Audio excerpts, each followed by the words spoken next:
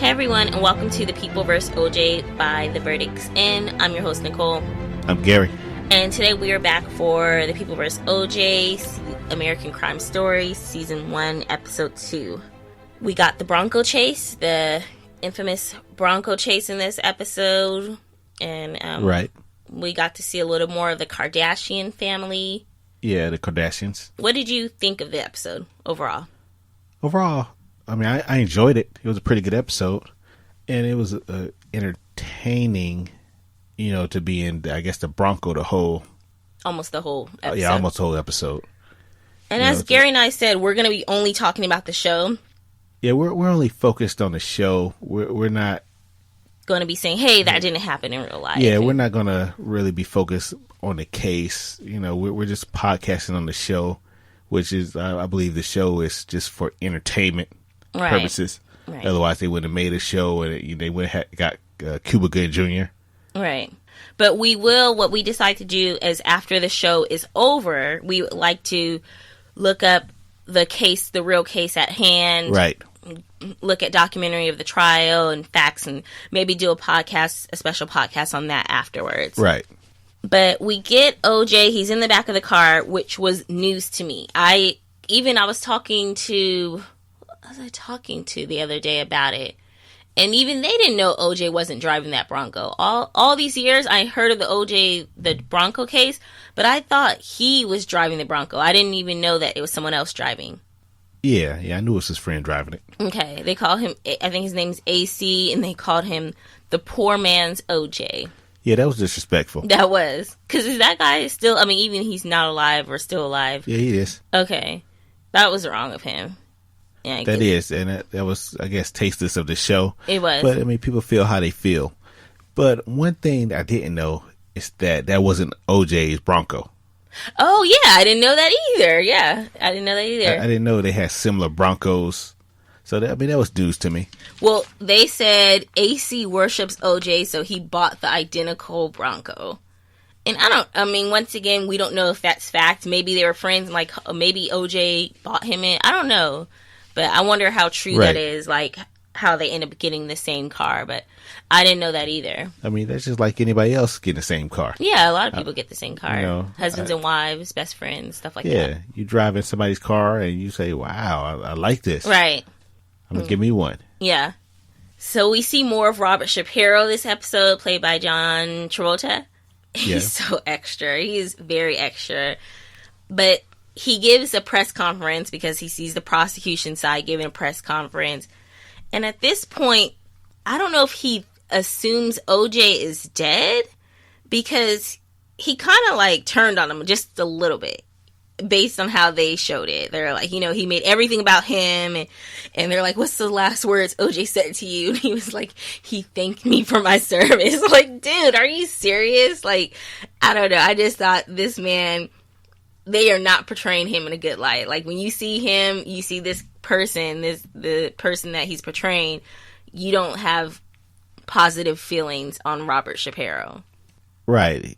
At that point, I think he was trying to he's probably trying to stay in the good grace of the police and everybody else because, like he said, he always gave his word and people always came through with it. He always came through, so he don't want this to be the turning factor of his career. Right. So, yes, jumping out in front of it was looked at, I guess, from this standpoint as a selfish act. Mm-hmm. But then again, you have to look at it from a career standpoint where these people, even after this case is over with, I still have to work with these people. Right. And I believe that's kind of what the prosecutor, he hinted at. I believe it's the prosecutor. He was kind of like, dang, I was going to run for mayor, governor, or something, And I don't know if he meant he should have did that instead of the position he was in, or he means now that I'm in this position, I will never probably be able to move up into a governor or mayor, whichever one he had said. Yeah, maybe. Now, another thing I didn't know, and as we mentioned in the first podcast, I was very young. I was probably like 9 or 10 when this happened. I didn't know that OJ had wrote a suicide note. And whether he had committed suicide or not, I thought it was kind of wrong for them to actually go on television and read the suicide note. Given especially the fact that it's not like, oh, it's 20 years later, here's the suicide note. It's like the day after that he wrote the suicide note. Why are you, I mean, his family, has his family been told any of this, you know? And they were reading the suicide note on television. Right. But one thing he said in the suicide note, which I was like, bad choice of words, and them being lawyers should have known that to not even repeat those words. But he said, at times, I felt like a battered husband. Right. That was probably a bad choice of words. I mean, it was just wrong on so many levels just to read the suicide letter. That should have been given to the police and put in evidence. Right. It should have been read on national television. But yeah, they shouldn't have took those matters into their own hands. And we get Robert Kardashian, played by Ross Geller, played by David Schwimmer. And, you know, his personality seems shy. He doesn't seem like he wants to be in the spotlight.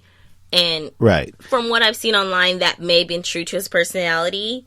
But at the same time, it feels like they're showing us that vast difference of him versus, you know, his now famous daughters or whatever. Yeah. Because remember that he was retired or something, and they pulled him back in just for this case. Mm-hmm. Well, they not, can't say pulled him back in, but he did his friend a favor. Right. He did O.J. a favor by coming on board. I mean, by O.J. being his friend, you're going to always give your friend a benefit of the doubt. There's no way his friend could have done anything they're saying he's done. Especially to the wife, and especially to the wife. They double dated. They've been friends for a while, it seems like. Right. And then, of course, we get the Kardashians, which a lot of people did not like. And I understand. I saw an article that they're only in 5 minutes, a total of 5 minutes out of 10 hours of the show over the whole season. But I guess just since the Kardashians are so big, no one needs to see them any further. Like, we understand that they were friends, and I think each time it shows them, and it showed them chanting the Kardashians, I think the writers or whoever the creator show thought it'd be cute, but instead it turned out annoying. And it's bringing a comical relief to a situation that it shouldn't be. Yeah. There's something more. Yeah. It's taken away from the real issue, which is 2 people were killed. Right. And I would think that this, being an O.J. case, will be able to hold the show on its own without bringing, the Kardashians in there. I mean, of course, we have their father's the lawyer, but you don't hear anything about Robert Shapiro. His family. Yeah. I mean, we saw the wife, but I don't know, does he have children? Right, we don't know. Yeah. And no one cares. I mean, we didn't need to see that. No, we did see the prosecutor, her kids, the first episode, but it was very behind the scenes, something small. She was at home. Right. We haven't seen Robert at home interacting with his kids or anything like that. So it does take it out when it just shows them off on their own, in front of the TV, watching TV, excited about their dad. But of course, they find out, okay, we jumped the gun when we said that we believe he committed suicide. He's still alive. And there's the chase, the big chase that we see on TV. And that is one thing I do remember. But I guess, as we just mentioned, we did not have the facts correct. It was not O.J. driving it. And it was not even his Bronco. Right. And another thing I didn't know is that they clear the freeway for him. I just always assumed that he was just driving on the freeway. I don't know. I guess I don't remember that much of it. But, yeah, they clear the freeway for him. So what did you think about him? Well, I remember that because I was watching the basketball game during that. And I think it was, if I'm not mistaken, it was like the New York Knicks. And I want to say Bulls, but I'm not I can't remember who the New York Knicks played. I just remember John Stockton, missed a couple of threes right before that happened. Okay. But I remember them clearing the highway, and because this is L.A. This is like a busy expressway, right? Always congested, and from when we was in California, it's like we get nowhere fast, right? Nowhere. So I remember them clearing it. I remember people on the side of the road holding their boards up and just chanting. Either they was everybody they show was basically just chanting him on, like go O.J. go. I mean, that was a familiar scene, and I think that's a scene that everybody who's seen this already saw it, so you can't get that wrong. Okay.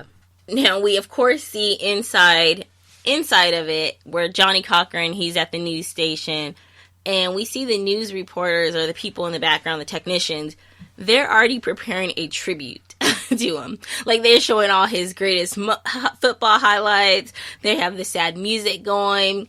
They are, like, gearing up for, okay, if he ends up getting shot by the police or crashes or kills himself, you know, right. this will be ready and done. Boom. Have it out there. And that's reality. Yeah. That's reality. Because when I was doing production for sporting events, you know, I could see them getting stuff ready. You know, the people behind the scenes, like, okay, we're going to go with this, that, the other. You know, they always prepare for anything. Right. Anything that happens, they want to be the first one to get it up.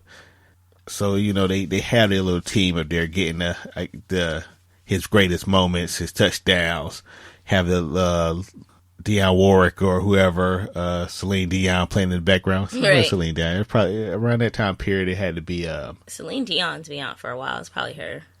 But whoever they had playing in the background, a little mellow music. So, you know, they want to be the first to do it, have it prepared just in case he did. Right. Which I think, at that moment, did they think that he did or he would have? I think they just figured he's going to die today.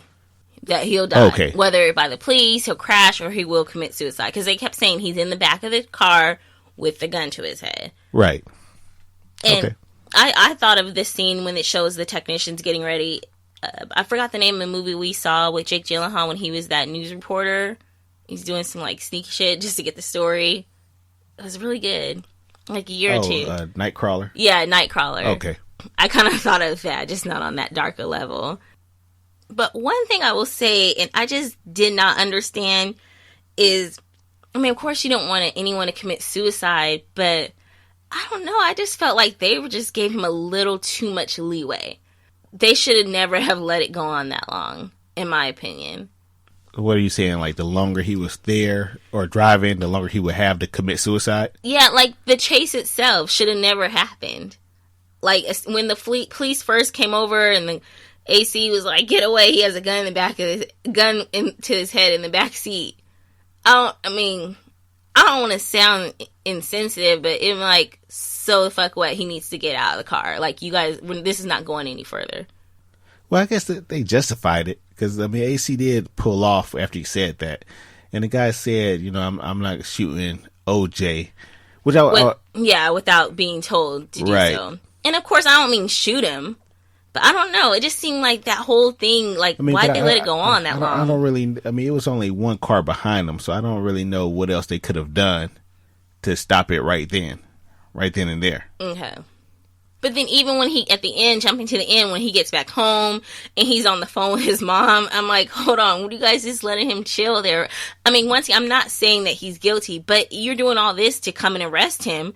Why you're letting this man do a lot? He gets to come home, sit down, chill, drink some orange juice before you actually put him in handcuffs. I mean, most people some police don't even let people put clothes on. They come and arrest them. Like, oh, can I put some clothes on? No, we taking you right now, as you are. And here, he came home after he just did a long police chase, sits down, talks to the phone with his mom. I just thought it was a little much. And I thought... It maybe was, but at this point, you have the whole world watching. So it's like they couldn't make any mistakes at this moment. Right. You know, they didn't want to get out of hand at any point. But it was also... This wasn't like, you know, there's some police chases that come on during your show or whatever, and you barely pay attention to it because it's not a famous person. Right. But this was like OJ inside a vehicle. Everybody knew who OJ was. Right. So you have millions of people watching at this point.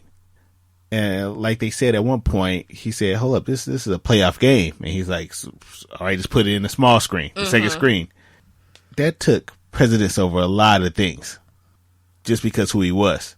Okay. So I don't think they wanted to make any mistakes, or I don't know any other words to use. They didn't want to make any mistakes, or they didn't want it to end badly.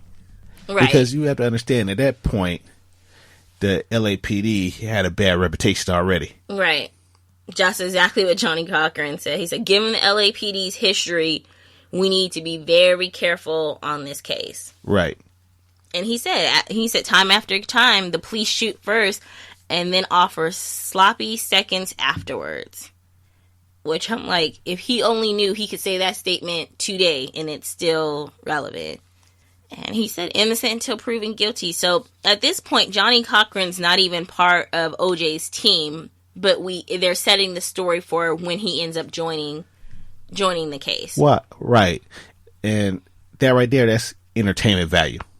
Okay. That's why I say this show is entertainment, because they're setting stage. I mean, who knows what Johnny Cochran was saying? Well, this was on a news report, so I'm hoping they have news report of him. I'm talking like behind the scenes where he was talking like, "Oh no, let them watch this," or "This is what happened." I mean, nobody knows what was going on. I mean, I'm pretty sure when they wrote that book, they didn't go to each individual to get their personal statement. Right now, they're making a show for entertainment. They're giving us some facts. I don't know how much they're giving us, but in between the entertainment. And we know race played a big part in this case, or at least race was discussed a lot in this case. One person I was talking to about it the other day, he's like, when this case happened, he's like, I didn't ever look at OJ as a black man. I just looked at him as a man, an athlete, a star. He said, so when this case happened and they started putting black people against white people, he said it really tore the nation apart, because no one ever looked at OJ as a quote unquote black man. They just looked at him as an athlete, as a superstar. And I think they're already setting the tone for how race plays a part, because we see, is it Chris Darden? The guy that's going to end up being on the prosecutor's side. They have outside of his house, his family's house, and he's talking to the neighbors, and they're already bringing up, man, the police probably set him up. They're always trying to hold a black man down. And then he's like, well, OJ never gave back to the community. There was a lot of talks during that time, because you had people, and I guess that's talk during the day's time too. Like if something happened with any athlete, or like a Michael Jordan, they say, oh, well, Michael Jordan, he never gave back to the community. Why y'all I mean, that's just a barbershop conversation. Right. And I mean, that's what I call it. I call when, a whole bunch of guys just have that conversation and just try to be as real as possible to each other. That's the barbershop conversation, where everybody's throwing out our opinions as facts. And then, as you mentioned earlier, we see the people cheering out there for him, and then the news people come and they're like, why are you cheering for OJ? And they're like, well, we're not cheering for OJ, we're booing the police. So I think that also played a role in how much the police was not liked at this point in time, or at least the LAPD police were not liked at this time. Because one of them said, they will pick you up for anything. I'd run too. So that was his idea of saying, hey, I'd run too. So I guess once again, they're just trying to show us what society was feeling at that time, what people were feeling, what the community was feeling. Well, I think the show, they're still trying to set the tone. They still trying to, like, it's kind of hard to do a show like this, because a lot of people familiar with the case. We already know the outcome and everything. So, but the show is still trying to set it up where they still trying to have people like, well, could he have ran for this reason? Could he have ran for that? They're still trying to set it up on the show level. Mm-hmm. They're still trying to set the tone where, people's opinion, why he ran. And then you have other people's opinion, like the guy who ran up to his car with the poster board when he said, you murderer. Oh, the one by his house? Right. I thought that person they had a poster board, but I thought they were like a supporter of his. No, somebody ran up and said, murderer. Oh, okay.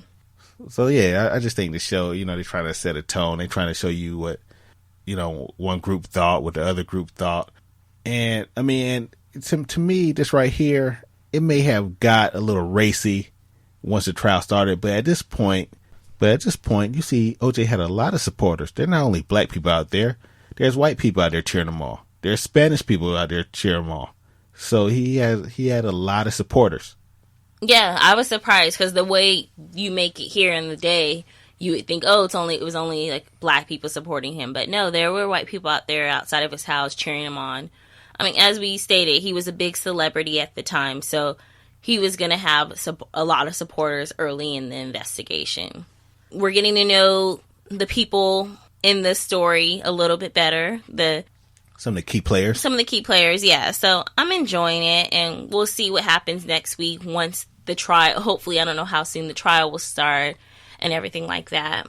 But you know what part kind of, gave it more comical relief? Like when he finally went inside the house and he sat down and he said, hey, AC, call my grandmother.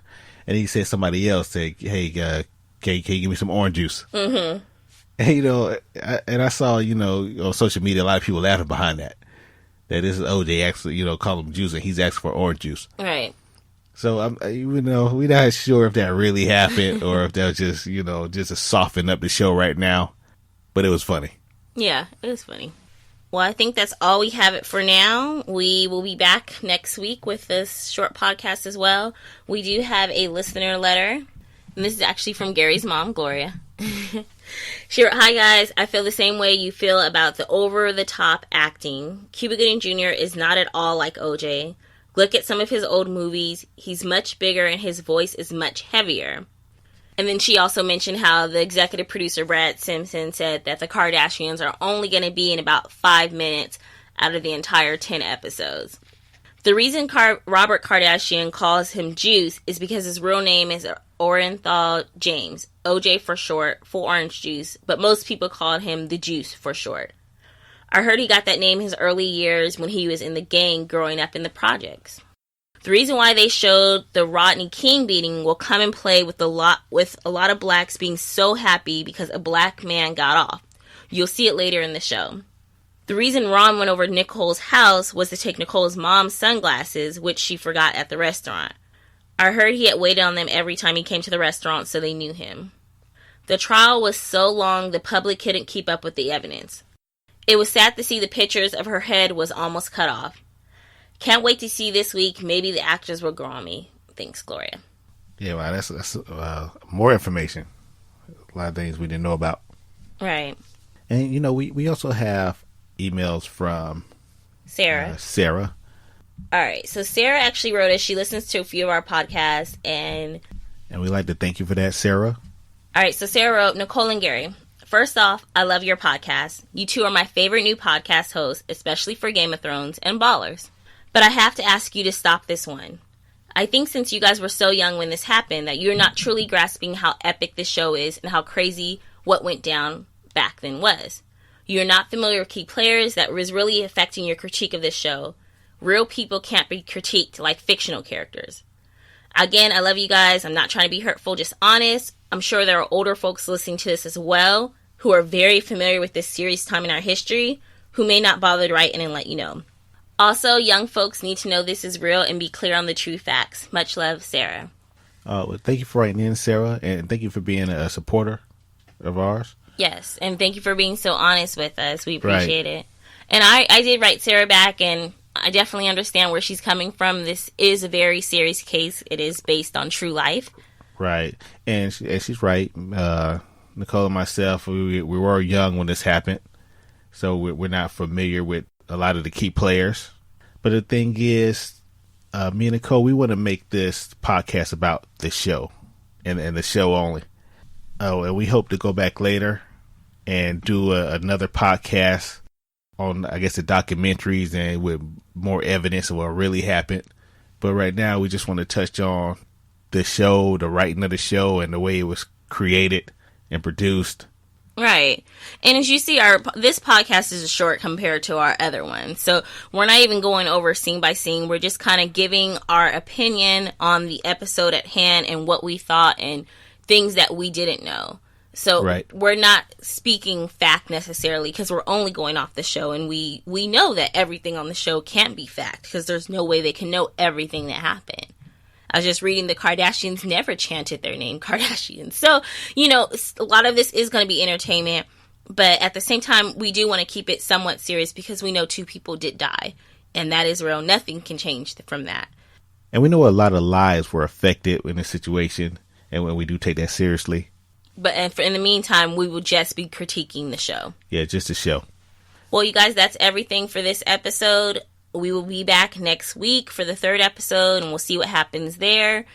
If you want to write into us, let us know your feedback on the episode or the podcast. Email us, host@theverdictsin.com.